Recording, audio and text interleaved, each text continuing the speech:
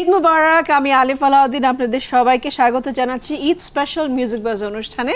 আশা করি সবাই ভালো আছেন এবং আমরা 3 দিন ধরে সেলিব্রেট করছি ঈদ স্পেশাল মিউজিক বাজ।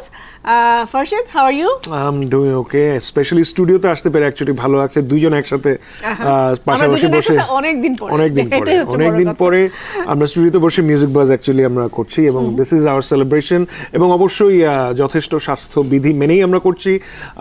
মানে পারলে মাছটা এখনো পড়ে থাকে আমরা স্টুডিওতে, বাট ইউ নো সেটা দেখতে একটু অকওয়ার্ড লাগতে পারে। So anyway, welcome to music বাজ। ঈদ মোবারক আরও একবার। এবং আমাদের স্টুডিওতে আমাদের দুজন পছন্দের মানুষ আছে। দেরি না করে আমি চলে যাব, আমাদের বাম পাশে বসে আছেন আমাদের দি অ্যাবসলিউটলি অ্যামেজিং মাকসুদুল হক। হ্যালো, ঈদ মোবারক। কেমন আছেন? খুবই ভালো। That's wonderful. That's wonderful. শুনতে ভালো লাগে। Refreshing. এবং ডান পাশে বসে আছে আমাদের সবার পছন্দের শুভ ভাই। হ্যালো। ঈদ মোবারক। অনেক দিন পরে দেখা হচ্ছে সবার সাথে, খুব ভালো পরে লাগছে। দেখা হচ্ছে এবং এই যে স্টুডিওতে আমরা বসে শোটা করছি, এটা যে আমাদের কত বড় একটা চাওয়া ছিল, এটা যে মনে মনে কতটা ক্রেভ করেছি। কারণ প্যান্ডেমিকের মাঝে আমরা বেশ কিছুদিন অফ ছিলাম এবং তারপরে যখন আবার অনলাইনে শো শুরু হয়েছে তখনও দেখা গেছে হয়তো আমি একা করেছি, ফার্স্টে দেখা করেছে, এরকম করে শো হয়েছে আমাদের।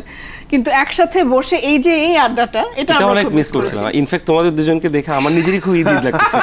কারণ ইজিলি হয় কি ফ্রাইডে, মানে অভ্যাস যেটা সারা বছর যে ফ্রাইডেতে সেফর নামাজের পরে এসে আমার প্রথম কাজ থাকে মিউজিক বাজ দেখবো, right? Even I miss it, আমি কিন্তু এটা পরে দেখিনি। তো এইটাতে খুব ফ্যামিলিয়ার, তোমাদেরকে দেখা সবাই খুব ভালো লাগতেছে। Thank you so much, means a lot. So Eid কেমন যাচ্ছে? এবং আসলে আমরা জানি যে একটা আতঙ্ক চারদিকে বিরাজ করছে, কারণ আমরা শুনেছি যে ইন্ডিয়ান ভ্যারিয়েন্টটাও চলে এসছে আমাদের দেশে।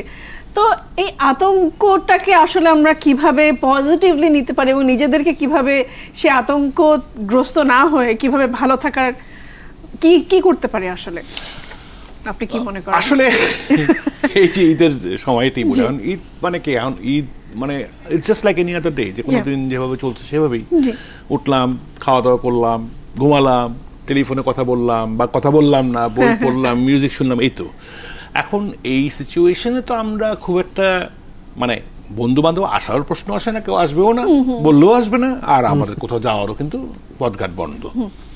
তো এই এমতো অবস্থায় আমরা যেটা করতে পারি যে how to keep ourself happy এবং কাজটা মানে সময়টা কনস্ট্রাকটিভলি আমরা কিভাবে করবো। তোমরা তো খেয়াল করছো যে এই যে গত 1.5 মাস ধরে আমি প্রচুর লিখছি বাংলায়, খুব কষ্ট করে, খুব কষ্ট, এবং ফোনের ভিত্তি সব কিছু লিখছি, লিখে দিচ্ছি, মানুষে পড়ছে, রিয়াকশন। তো ওই যে একটা ডেডলাইনের ভিতরে আমার লেখাটা লিখতে হবে, এই আইডিয়াগুলো একত্র করতে হবে, এবং যেহেতু বাংলায় লিখছি সময় বেশি লাগতেছে, অনেক সময় লাগে। একটা ইংরেজি লিখতে আমার একটা লেখা ধরো 2000 শব্দের আমার 1-1.5 দিন হয়ে যাবে, কিন্তু বাংলায় সেটা করতে গেলে 4 দিন লাগে। তো সময়টা তো আছেই হাতে, ওই কাজটাই করি। তো করি নিজের কাছে না, আমি খুব একটা তৃপ্তি বোধ করছি, 1 নম্বর। So that's one.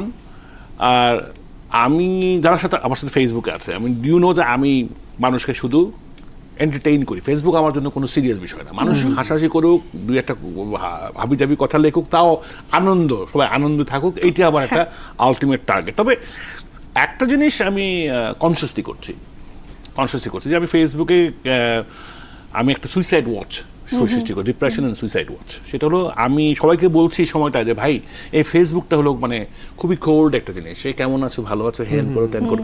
আমরা কজন ফোন করি একজনকে, আমি ফোন করাও কিন্তু বন্ধ করে দিচ্ছি। আমি কিন্তু দিনে হয়তো 3টা থেকে 4টা, তাও মানে কাজ ছাড়া, মানে আগে যেমন সোশ্যালি হাই কেমন আছে সেটা ফোন দিতাম, ওর বাবা যখন ছিল, হ্যাঁ দেখা গেল আধা ঘন্টা ওনার সাথে আড্ডা দিয়ে ওনটা ভালো লাগে, ওকে করলাম, রবি ভাইকে ফোন করলাম। এই যে ফোন করার বিষয়টা, এবং এটা কিন্তু এখন ফ্রি, হোয়াটসঅ্যাপ আছে, মেসেঞ্জার আছে, এটা দিলেই হয়, কিন্তু সেটা আমরা দিচ্ছি না। সো আমি স্পেশালি যারা ফেসবুকে দেখি যে একটু ডিপ্রেস বা মনে হচ্ছে হয়তো খুব ভালোভাবে হ্যান্ডেল করতে পারছেন, তাদেরকে আমি ফোন দিই। যারা একটু অসুস্থ তাদের আমি ফোন দিই, দিয়ে আমি শুধু আমি অর্থক দিই যে 2-4-5-10 মিনিটের ভিতরে ওদের মুডটা ভালো হয়ে যায়, খুশি হয়।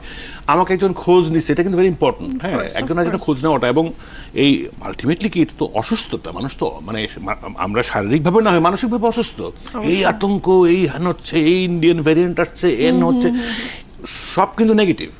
আর সবচেয়ে আমার কথা হলো, আমি বুঝি একটা, আমি প্রতিটা দিন ধরে নিচ্ছি আমার জীবনের শেষ দিন। আসলে আমরা জানি না কালকে বাঁচবো কিনা, তাই না? আমি তাই ধরে নিচ্ছি আজকে আমার জীবনের শেষ দিন, এবং আমার যতটুক করার আমি আজকেই করবো। যতটুকু ভালো চেষ্টা করার, ভালো চিন্তা করার, ভালো মানুষকে উপদেশ দেওয়ার, যা কিছু করার আমি আজকে করবো এবং সেটাই আমি করি। সো আই থিঙ্ক দ্যাট এটাও একটা নতুন জিনিস আমার জীবনে আগে ঘটেনি। হ্যাঁ, 71 দেখেছি, কিন্তু 71 এত খারাপ ছিল না, ট্রাস্ট মি। আমরা শত্রু চিনতাম, কিভাবে লুকাতে হবে আমরা জানতাম, কোথায় পালাতে হবে আমরা জানতাম। এইবার তো শত্রু অদৃশ্য, কোন দিক দিয়ে ঢুকছে, কোন দিক দিয়ে বেরোবে আমরা তাও জানি না। অতএব at this point of time all we can do is, human emotions গুলো যেন মিস না হয়। Facebook doesn't convey human emotions as a phone call does, as even a video call does. Video call দিলাম, একটু কথা বললাম, একসাথে মিলে একটা আড্ডা দিলাম, ফেসবুকে হোক বা হোয়াটসঅ্যাপে হোক, গ্রুপ করে আমরা আড্ডা দিলাম। দিস ইজ সামথিং আমি খুব ইনসিস্ট করতেছি, যেহেতু আমরা কানেক্টিভিটির যুগ এখন। আর আগের দিন একটা ফোন কল করতে চিন্তা হতো কত টাকা খরচ হবে, এখন তো সেই চিন্তা নাই, সেই চিন্তা তো আর নাই।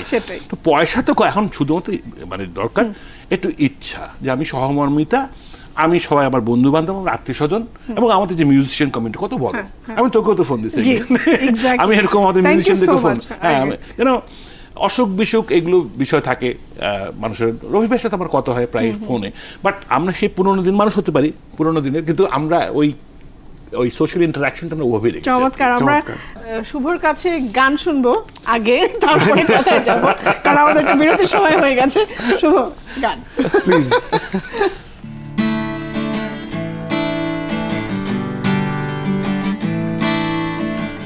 আততাই চিৎকারে বেজে ওঠে ঘুম ভাঙার অ্যালার্ম, সহসায় ভেঙে যায় শান্তির ঘুম। শুরু হয় আবার একঘেয়ে দিনটা, চোখে পড়ে শুধু রেড সিগন্যালটা, দুকে দুকে দানা বাঁধে স্বপ্নেরা। তবুও আকাশ খুঁজি খোপ খোপ জানালায়, সুখ পাখি যদি আসে ভুল করে ঠিকানা। এই তো সুতোয় বাঁধা জীবনটা, লুকোচুরি খেলে স্বপ্নেরা। এই তো সুতোয় বাঁধা জীবনটা, লুকোচুরি খেলে স্বপ্নেরা।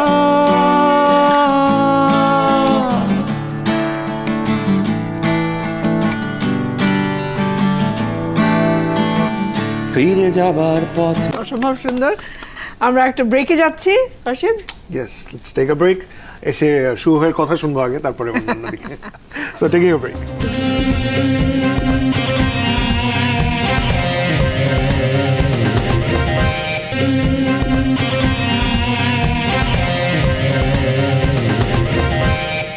Welcome back after the break. চলছে ঈদ স্পেশাল মিউজিক বাজ। Yes, welcome back to Music Buzz. এবং শুভের কাছে আসতে চাই যে মাকসুমার যেমন এত চমৎকারভাবে সবাইকে যেভাবে আমি বলবো যে আগলে ধরে রেখেছেন, এটা কিন্তু এক ধরনের আমি বলবো যে ভালো থাকার একটা অবলম্বন বেছে নিয়েছেন আপনি। তো সেরকম আপনি কি করছেন? I see you've lost a lot of weight. So tell us about that. আসলে যেটা হচ্ছে যে আমি trying to maintain the healthy life, Right, first of all. right. এটা হচ্ছে একটা জিনিস। আরেকটা জিনিস হচ্ছে যে গত বছর যখন লকডাউন ছিল, ভাইয়া বলায় আমি খুব রিলেট করছি যে আই ওয়াজ মেন্টালি অনেক ব্রোক, মেন্টালি অনেক বাজে সিচুয়েশনে ছিলাম, বিকজ ভালো লাগতেছে না কিছু। এই বছর যেটা আমার মনে হয়েছে যে আমি আসলে হয়তো চেষ্টা করছি এবং আমি শিখে গেছি যে আসলে এটাকে নিয়েই তো আমাদের থাকতে হবে, এটা নিয়েই বাঁচতে হবে। সো এটাকে নিয়ে বাঁচতে হলে যেটা হবে যে আমাদের কিছু কিছু পরিবর্তন আসতেছে আমাদের লাইফে, যেটাকে আসলে হয়তো আমি ধরে নিতে হবে যে কিছুদিনের মধ্যেই চলে যাবে, 6 মাস 1 বছরে, আই ডোন্ট থিঙ্ক সো। এটাকে আসলে বেশ লঙ্গার পিরিয়ডে আমাদের জন্য থাকবে। সো ওইভাবে আমাদের মেনটেন করে চলাটা উচিত, যাতে করে এটা প্রতিদিনকার একটা প্রসেস হয়।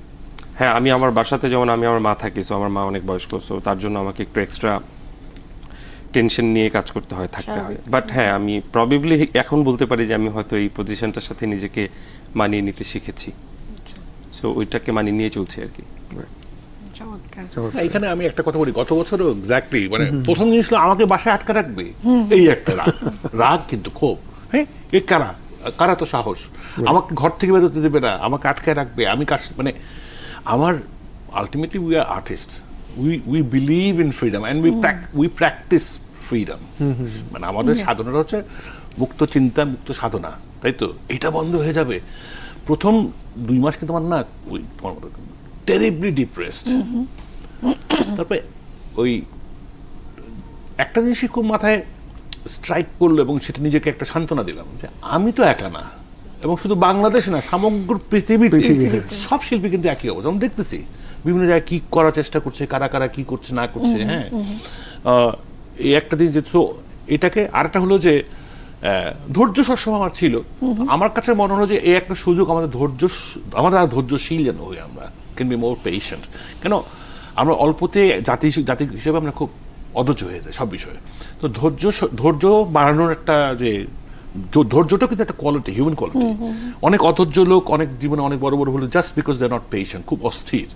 তো এই অস্থিরতা আমি ফিল করছি আস্তে আস্তে বিভিন্ন জায়গায় কিন্তু কমতেছে, মানে মানুষের ভিতরে সেই রকম একটা অস্থিরতা, এটা কালকে গান করতে হবে, আমাকে একটা কনসার্ট করতে হবে, আমাকে এটা করতে হবে, সেটা ওটা করছে হয়তো, but importantly they doing it more sensibly, অনেক সেন্সিবলি কিন্তু লোক মানে একটু ধীর স্থির হয়েছে সবাই। হ্যাঁ, ধীর স্থির হয়েছে, এবং এটি আমার মনে হয় যে এবং যেটা শুভ বললো, আমি তো মনে করি এটা মাসের বিষয় না, কয়েক বছর চলবে।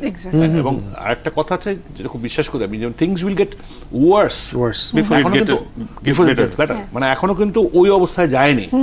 আমরা অন্তত অন্যান্য দেশে তো না অনেক এই পর্যন্ত আল্লাহর ইচ্ছা আমরা ভালো আছি, এবং আল্লাহ যেন এইভাবে রাখে, এটি আমার কাছে। অবশ্যই অবশ্যই। অন দ্যাট হ্যাপি নোট আমরা একটা গান শুনতে চাই। এই গানটা আমি 2018-19 মিলিয়ে অনেক সময় ধরে করেছি, এবং মূল গানটা বব মার্লে। তো গানটার নাম হচ্ছে প্রকৃতির বারতা, মানে এখন যে বারতাগুলো আমরা পাচ্ছি কিন্তু প্রকৃতি আমাদের দিচ্ছে। ওকে, এ যে প্রকৃতির বারতা বাতাসে, এ যে প্রকৃতির বারতা বাতাসে, তোমরা কান পেতে শোনো, শুনতে পাবে, তোমরা কান পেতে শোনো, শুনতে পাবে। হতে পারে প্রথম সংকেত, হতে পারে সর্বশেষ, অনেক দুঃখ এখনো বাকি, মরণের নেই তো শেষ। জানতে চেও না, সবকিছু আগের মতো আর থেমে নেই। এ যে প্রকৃতির বারতা বাতাসে, তোমরা কান পেতে শোনো, শুনতে পাবে, এ যে প্রকৃতির বারতা বাতাসে। একেবারে এই সময়টার সাথে যায়। Thank you so much. আমার কাছে খুব অবাক লাগলো, এটা আমি চিন্তা করি না, তো করোনা নিয়ে ওরকম ভাবিও নেই, কিন্তু এটা আমি কিন্তু 2018 এবং 19 পর্যন্ত কাজ করেছি, 1 বছর লেগেছে, মানে এখন কিন্তু মানে অডিওটা শেষ, ভিডিও কাজ চলছে এখন।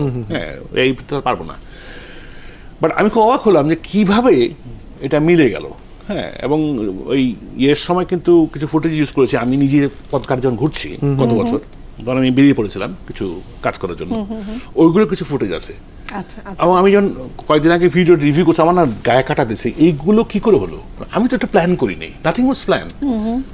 বেরিয়ে গেছি, একটা বন্ধু বলো আমি ক্যামেরা, আমি মনে করছি সাধারণ রেখে, সেই থেকে প্রফেশনাল ক্যামেরা নিয়ে আমার সাথে গাড়িতে উঠছে, এবং হি শুটিং, পথঘাটের কি অবস্থা, ফাঁকা, আমি সেই দৃশ্য আর দেখতে চাই না। মানে এটা আমার খুবই খুবই দুঃখ সময় গেছে আমাদের। ওকে, আমরা চলে যাচ্ছি আমাদের লাস্ট ব্রেকে। কিভাবে যেন সময় চলে গেল আমি জানি না, কথায় আড্ডায়। তবে আমরা ফিরে আসবো একটু পরে, এবং আবারও আড্ডা এবং গান। ইয়েস, গান তো হতেই হবে। Stay with us.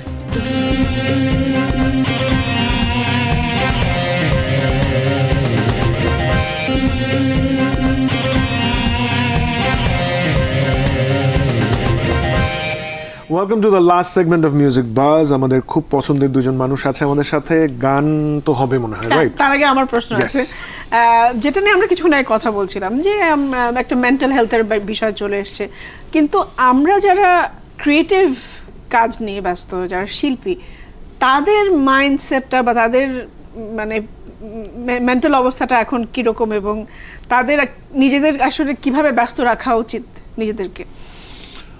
Very difficult question. মানে সি, অনেকগুলো ফ্যাক্টর আছে। জি, মেন্টাল হেলথ তুমি রাখবা, ঠিক রাখবা, তার অনেকগুলো অনুষঙ্গ আছে। যেমন আর কিছু, আমরা তো প্রফেশনাল, আমরা তো এটি আমাদের রুটি রুজি, আর রুটি রুজি নাই, সে কি করবে? এক্স্যাক্টলি, তার মেন্টাল স্ট্রেস লেভেলটা অনেক হাই। যার কোনোভাবে চলছে তারও একটা লেভেল, আর যারা অনেক আছে তার তো কোনো চিন্তাই নেই, he can go on as it is. So I think it all depends. For instance অনেক মিউজিশিয়ান ঢাকা ছেড়ে চলে গেছে, জি, গ্রামে চলে গেছে। অনেক মিউজিশিয়ান আছে বিভিন্ন জায়গায় চাকরি করতেছে। সো এক একজনের স্ট্রেস লেভেল ইজ এক এক রকম, এবং এক এক রকম মানে if you going to be worried about where your next meal is going to come from, এটা কিন্তু difficult, very difficult to address. এবং ইউ ক্যান সে যে 80% লোক কিন্তু মিউজিশিয়ান যারা এটার উপরে বেঁচে ছিল তারা কিন্তু এখন খুব বিপদে আছে। সো ইউ ক্যানট এক্সপেক্ট যে থিংস উইল রিয়েলি কোনো রকম অ্যাডভাইস দেওয়া যাবে না। তো আমি যেটা রিসেন্টের লেখায় লিখেছি, মানে government should come in, government should come in and call, আমি যেটা বলেছি should make culture a priority sector. যে যেমন অনেকে আমরা বলতে শুনেছি অনেকে যে এই সময়টা তোমরা ক্রিয়েট করো, বাট এরকম সময় আসলে ক্রিয়েট করা কি যায়? মানে when you are so আমার জীবনের বেস্ট ক্রিয়েটিভ কাজ আমার মন খুব খারাপ থাকার সময়। অনেক ভালো কাজ, আমার অনেক ভালো কাজ হয়েছে when I'm terribly depressed। তখন হয়তো আমি শাট করে অন্য কিছুতে, যেমন এই আমার মনে আছে মা যখন মারা যাচ্ছিল, তো একটা অনুষ্ঠানে আজম ভাইয়ের সাথে আমার দেখা, আমি খুব মন খারাপ, খুব আমি যেতে দেরি করেছি। উনি জিজ্ঞেস করে বললো যে তুই কি কারণে এত দেরি করলি?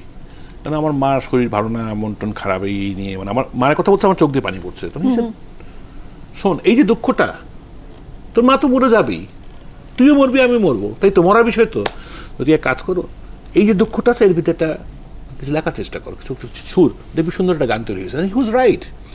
তো দুঃখের ভিতরেও কিন্তু ডিপ্রেশনের ভিতরে, মন খারাপের ভিতরে অনেক ভালো কাজ হতে পারে, এটা আমি নিজে একটা সাক্ষী। আমার অনেক জীবনের বড় বড় দুঃখের সময় দেখেছি না, I diverted my mind, did something, weather was writing, বই লেখা, গান, মানে একটা ডাইভার্সন দরকার। বিকজ আমরা অ্যাজ সৃষ্টিশীল আর্টিস্ট আমাদের একটা জিনিসই করতে হবে যে ইফ ক্রিয়েটিভিটি ডাজন্ট, যে আমি ঠিক গান করতে পারছি না তাহলে আমি কি করবো?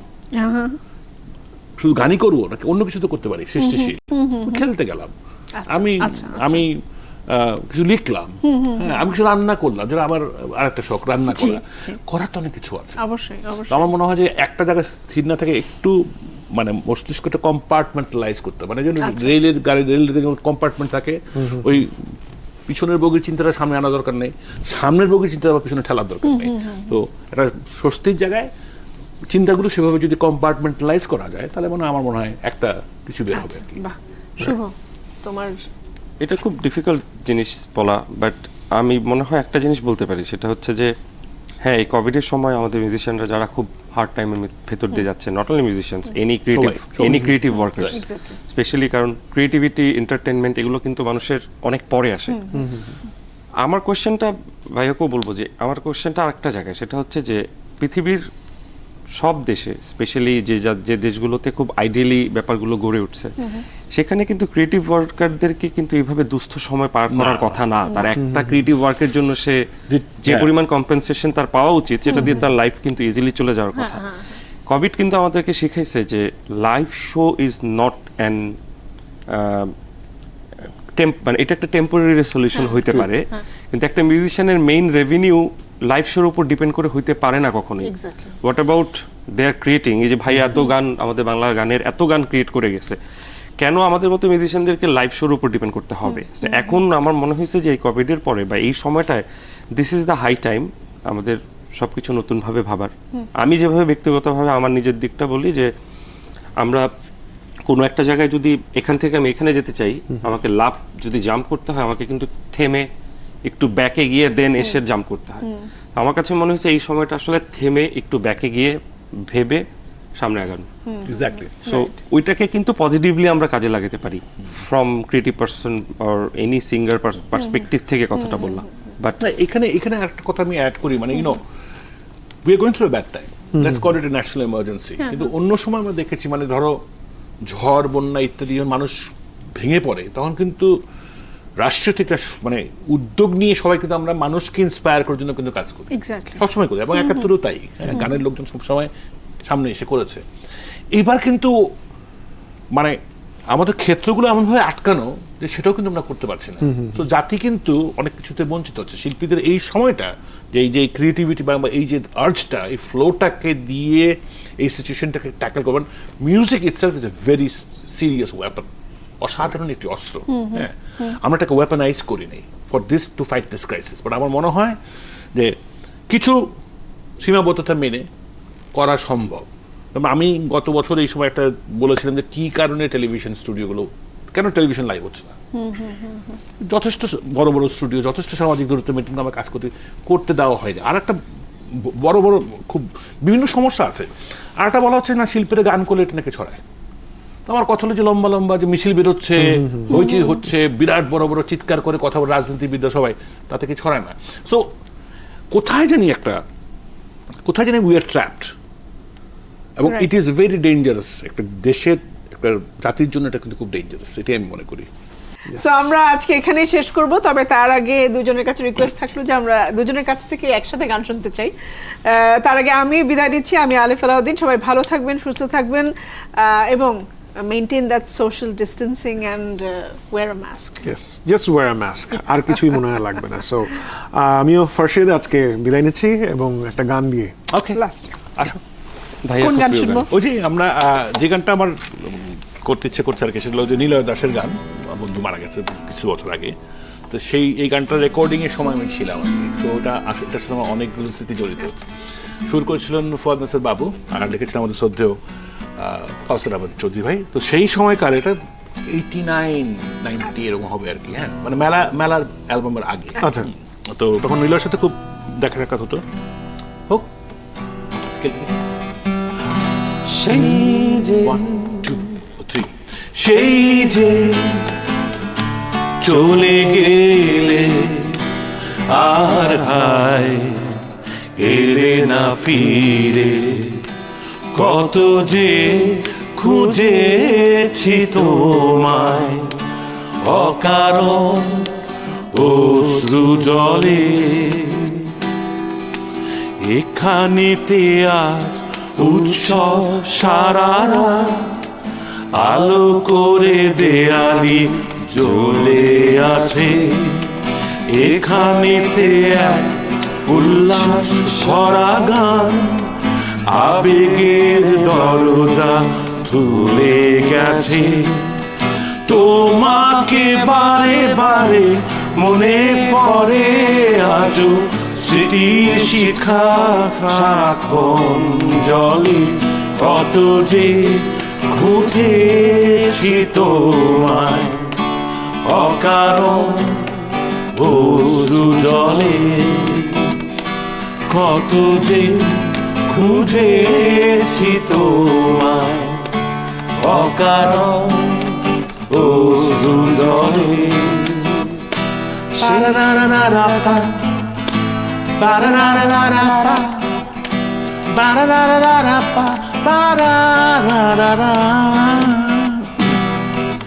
হৃদয়ে দেশে কান্না সারা স্রোত, আনমনে কোথা যে চলে গেছে, সেখানেতে এক বন্যা অবিরাম, বেদনার জানালা ভেঙে গেছে, তোমারই পথ পানে আজও চেয়ে আছি, নয়ন দুটি সারাক্ষণ মেলে, কত যে খুঁজেছি তোমায় অকারণ অশ্রু জলে, কত যে খুঁজেছি তোমায় অকারণ অশ্রু জলে, সেই যে চলে গেলে আর হায় এলে না ফিরে, কত যে খুঁজেছি তোমায় অকারণ অশ্রু জলে, কত যে খুঁজেছি তোমায় অকারণ অশ্রু জলে।